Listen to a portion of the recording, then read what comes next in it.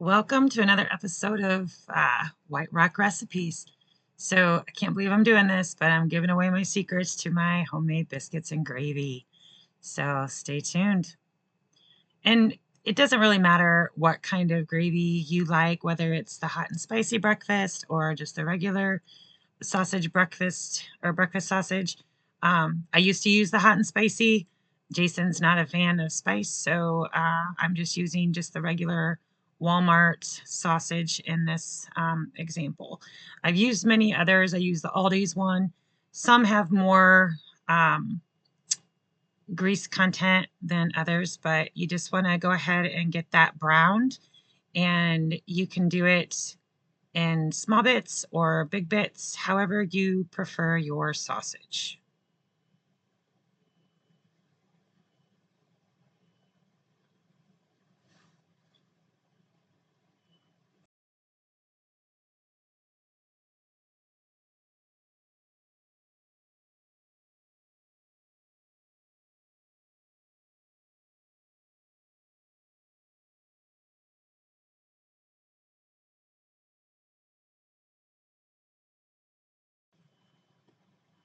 And just let that brown, get it the way you like it and you love it.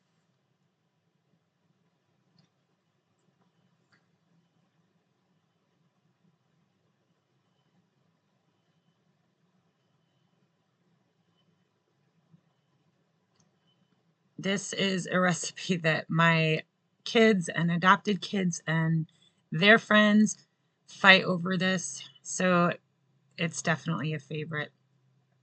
You want to add about a teaspoon of pepper, cracked pepper, while the sausage is browning. That's just kind of what I do.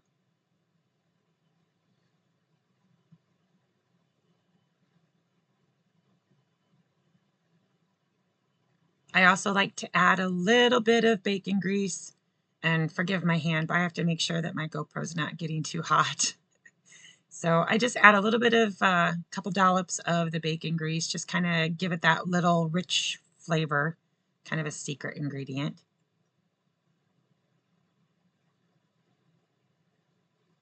And this particular sausage was kind of dry, so um, gauge that to your liking. I usually will add 2 pats or 3 pats of butter. Please only use real butter. We don't cook with margarine ever, ever. Don't eat margarine.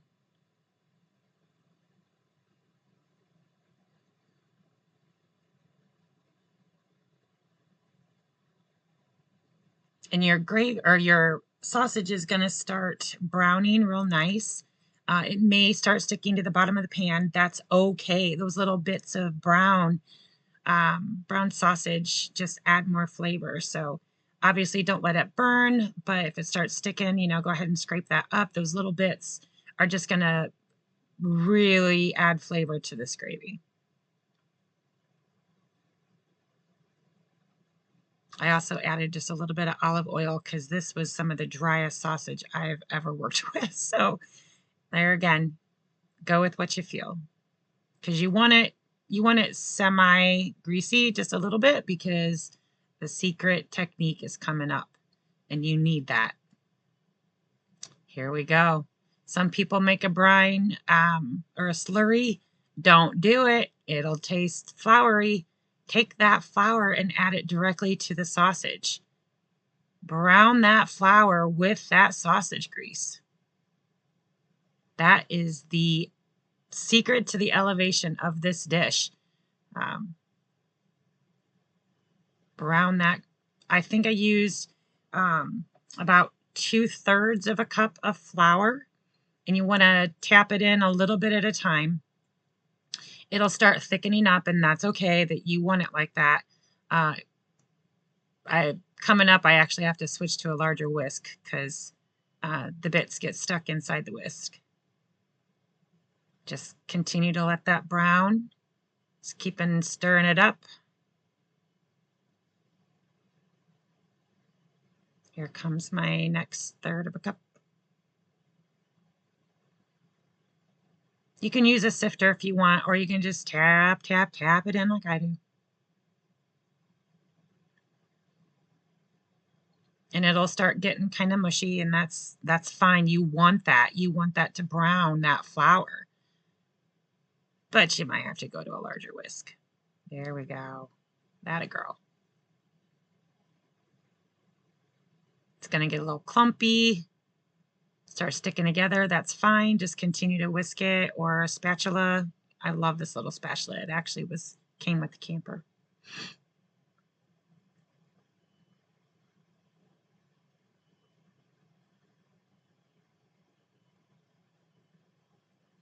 Here comes a little bit more flour. I've definitely had to adjust my flour ratios.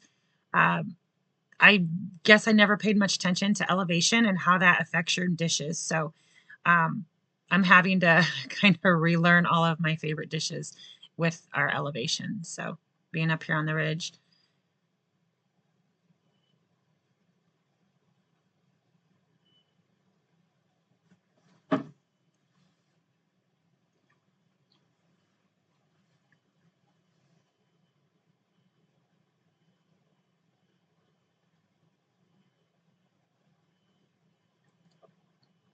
Just continue to let that brown.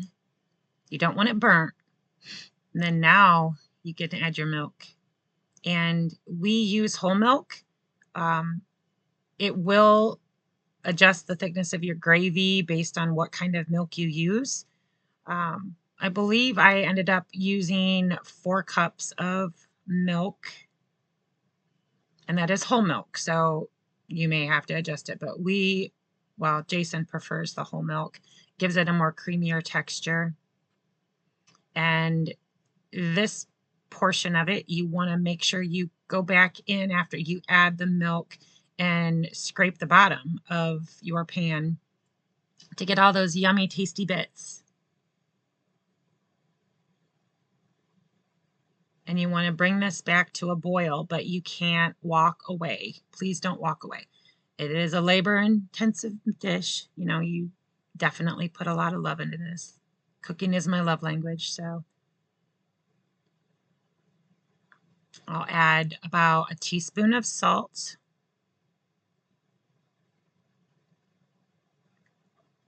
And then I'll add another teaspoon of cracked pepper. And let that get up to temp. Some people don't like using metal in their cast iron. If you're not too rough, I don't mind using it. I do not use knives on my cast iron, so.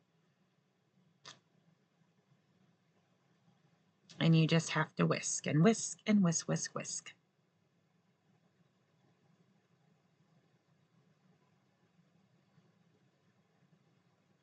And as soon as it starts to bubble, it will start thickening up super fast. So this is where you can adjust the consistency of the gravy to your liking. If it's too thick for you, go ahead and add just a little bit more milk. If it's too thin, just cook it for longer. It will continue to cook with the boiling.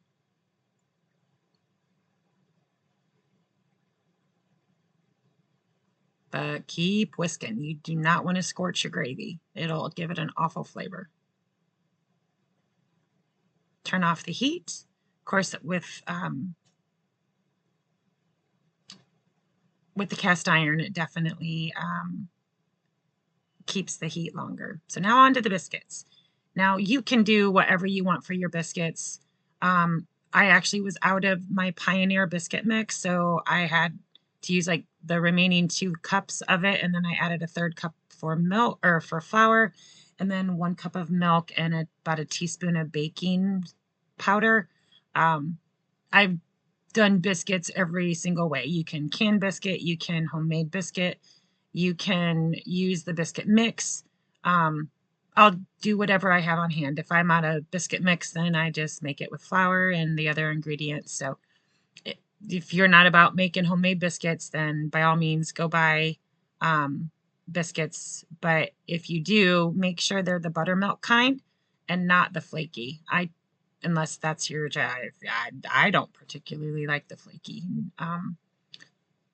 I'd prefer the buttermilk. Oops. Yep.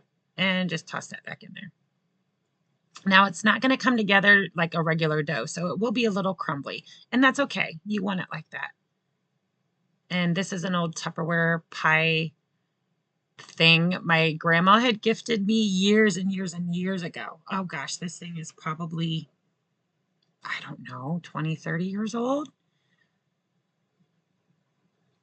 You want to flour that down real good and flour your hands because the mixture will be a little bit wet even though it looks a little crumbly.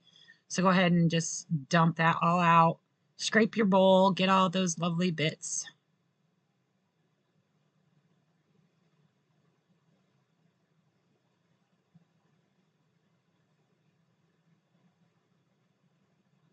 And then go ahead and knead that for a little hot minute.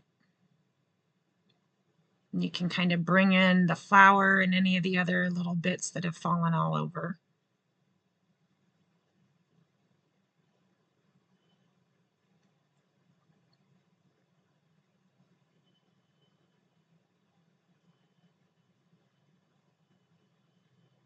Just continue to knead it. You don't want to over knead it, but you can definitely work with it for a while. Picking up all those little pieces.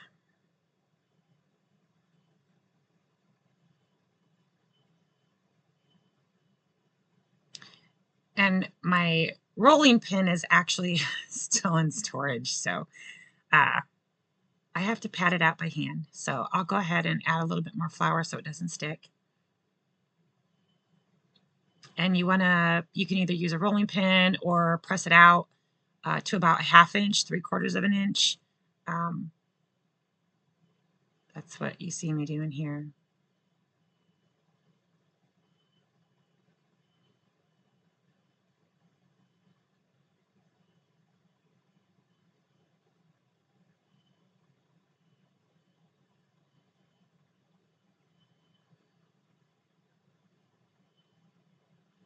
And then I also bake my biscuits in cast iron as well.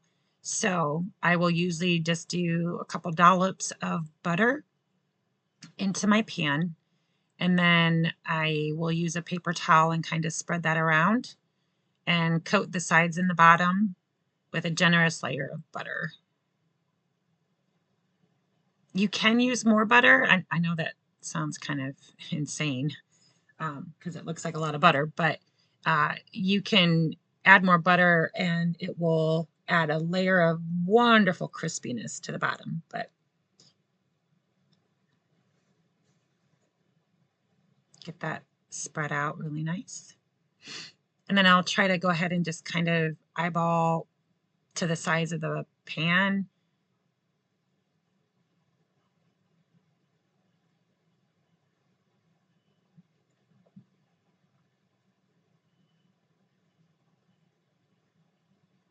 And then I'll take my cookie cutter, and this is super, super important. Do not twist the cookie cutter. Straight up and down. If you twist your cookie cutter, it's just going to not allow that biscuit to rise.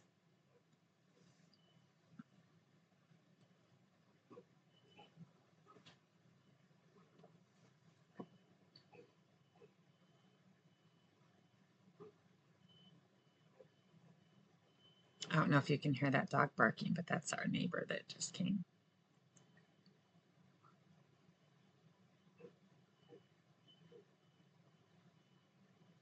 Then I just go ahead and put those into my cast iron. All the while, I do have my oven preheating to 385, 400, around that. Each oven is a little different. I found that 400 works well for the RV oven. It used to be 385 or 350 in my large oven. So, and then I'll just pat out my middle biscuit, and the middle biscuit is usually the most amazing biscuit. So whoever you love the most gets that middle biscuit.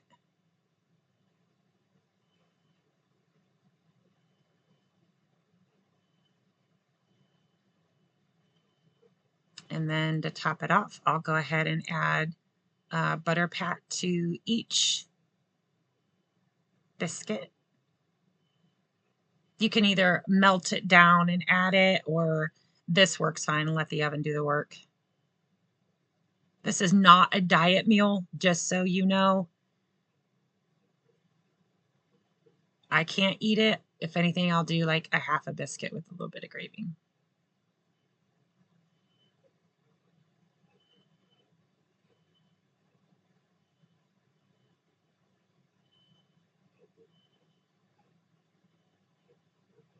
Real butter, remember that. And then I pop it in the oven.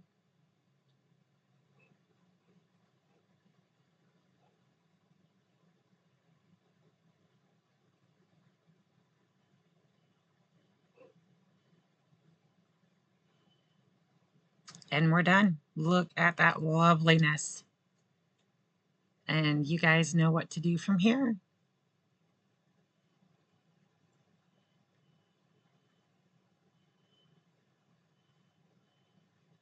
If you're liking this, go ahead and like and subscribe.